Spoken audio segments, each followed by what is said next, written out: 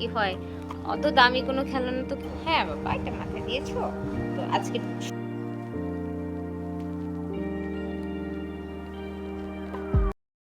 এবছর রোজা তো প্রায় শেষ হয়ে আসলো, কিন্তু আমার এবার ঈদের শপিং এখনও করা হয়নি।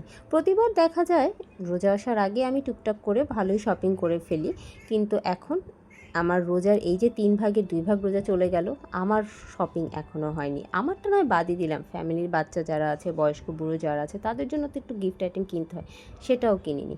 আলসেমি করে আর যাওয়া হয়নি, আবার আফসিনেরও স্কুল ছিল, তো সব মিলে এখন বের হলাম রোজার শেষের দিকে অলমোস্ট আফসিনকে নিয়ে টুকটাক কেনাকাটা করতে। একটু ভয়ে ছিলাম যে আফসিনকে নিয়ে যাচ্ছি, মানে কোথায় রেখে যাব, রেখে যাওয়ারও তো জায়গা নেই, তাই ওকে নিয়েই বের হয়ে গেলাম বাসার বয়স্ক বাচ্চা যারা আছে তাদের জন্য টুকটাক কেনাকাটা করতে। আর এই কেনাকাটা করতে গিয়ে আমি যে একটা ঝামেলায় পড়েছিলাম এখানে সেটা আসো এই বাবা। ভিডিওতে দেখতে পাবেন, আমার সাথেই থাকুন। শপিংয়ে গিয়েছে আর সে খেলনা কিনবে না তা কি হয়, অত দামি কোনো খেলনা তো কিনে দেওয়া হয় না। ওই হালকা পাতলা 100-150 টাকার মধ্যে যা পাওয়া যায় তাই কিনে দিই ওকে। সেগুলা দিয়ে সে এখন এই যে বারান্দায় টবের মাটিগুলাকে একদম এদিক সেদিক করে ফেলতেছে। বারান্দাটা পরিষ্কার করে দিয়ে গিয়েছিল হেল্পিং হ্যান্ড, সেটার একদম ধূলিসাৎ করে দিচ্ছে। তো যাই হোক, আজকের ভিডিও ইন্ট্রোডাকশনটা একটু বিকাল থেকে দিচ্ছি। কিছু একটা করে বাবা, তুমি খেলো। আজকের ভিডিওটা শুরু করছি, মানে ইন্ট্রোডাকশন দিচ্ছি বিকেল থেকে, বাট ভিডিও শুরু হয়েছে সকাল থেকে। শপিংয়ে যাওয়া, রোজার দিনে শপিং করা, বাপরে বাপ।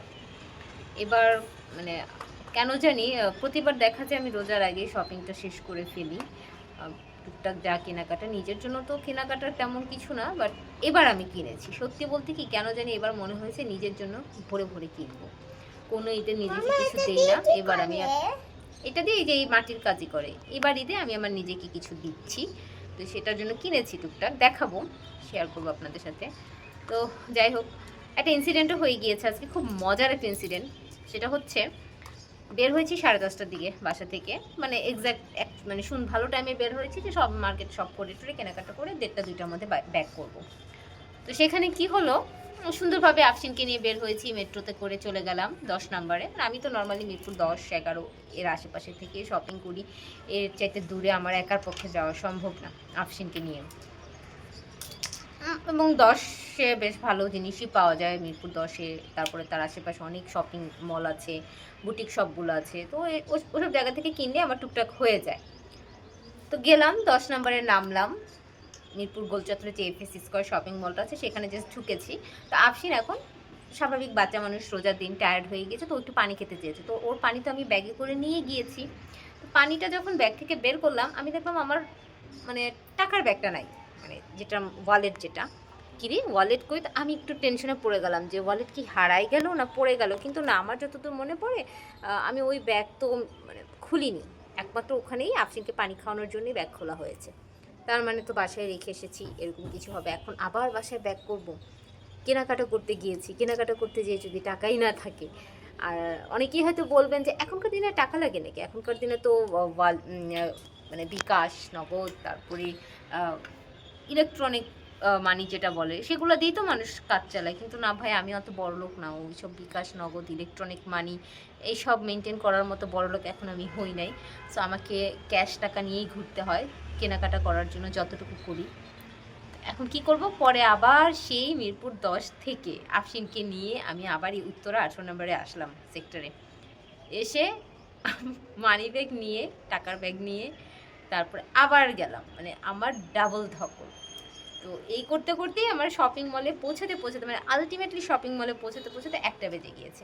মানে যেই সময় আমি মোটামুটি যদি আমি যেই টাইমে বের হয়েছি ওই টাইমে যদি আমি সব কিছু কমপ্লিট করতে পারতাম, আমি ওই 1:30-2টার মধ্যে বাসায় থাকতে পারতাম। সেখানে ওই টাইমে আমি শপিং মলে। তো এই একটা ইনসিডেন্ট হলো আজকে, খুব মজাও লেগেছে, আবার বেশ ধকলও পোহাতে হয়েছে, কারণ 1টা-2টার পথ তো না, বিশাল রাস্তা। ভাগ্যিস মেট্রোটা ছিল, যার কারণে আমি ইজি ওয়েতে আসতে পেরেছি। কিন্তু তারপরেও অনেক ধকল গিয়েছে আফসিনকে নিয়ে। আফসিনও এই কারণে অনেক টায়ার্ড হয়ে গিয়েছিল। একবার চিন্তা করেছিলাম আজকে নাই যাই, বাসায় চলে এসেছি, থাক আর যাবো না। তারপরে মনে হলো না, থাক, প্ল্যান করে ফেলেছি। আর রোজার দিনে সব কিছু একটা প্ল্যান থাকে। আজকে আমি এটার জন্য প্ল্যান রেখেছিলাম, মানে আজকের দিনটা আমি এই জন্য রেখেছিলাম, কালকে আবার একটু আর কিছু কাজ আছে, বাজারঘাট করতে হবে। এই হচ্ছে আমার আজকের মানে ইনসিডেন্ট।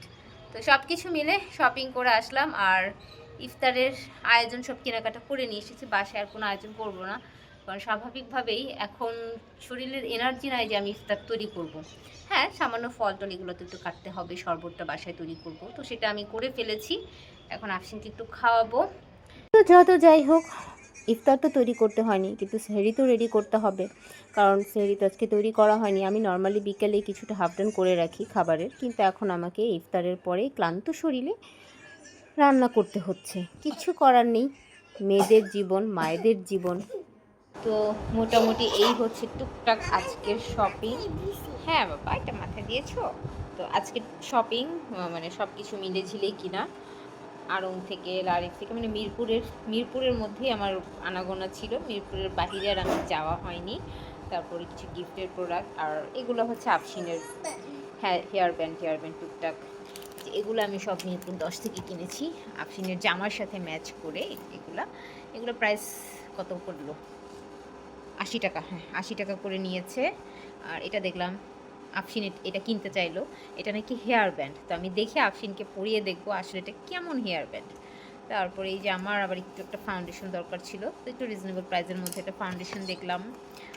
এটা কাজল, আইব্রো, আইলাইনার, তারপরে এই যে এটাও নাকি একটা হেয়ার ব্যান্ড। এটা কীভাবে পরায় আমি জানি না, তো এখন আমি আফসিনকে পরিয়ে দেখবো। ও আচ্ছা আচ্ছা, হ্যাঁ বুঝতে পেরেছি, এটাও হেয়ার ব্যান্ড সেম। তারপরে এই যে একটা কোইন্সিডেন্টলি এবার আফসিনের ঈদের একটা ড্রেস, তো ড্রেসের প্রিন্টটা অলমোস্ট সেম এরকমই। তো সেই প্রিন্টের সাথেও আমি সেম প্রিন্টের একটা হেয়ার ব্যান্ড আফসিনের জন্য পেয়ে গেলাম, নিয়ে নিলাম। সব মিরপুর থেকে নেওয়া হয়েছে, মিরপুর 10 নম্বর থেকে। তো আফসিন, আর সবচেয়ে মজার ব্যাপার হচ্ছে আফসিনকে নিয়ে আমি শপিংয়ে গিয়েছি, ও আমার সাথে সাথে হেঁটেছে, যেখানে যেখানে যাওয়ার সব জায়গায় গিয়েছে, মানে খুব সাপোর্ট দিয়েছে আমাকে। এটা মানে এটা আমার জন্য একটা বেশ মানে ব্লেসিংস বলা যায়।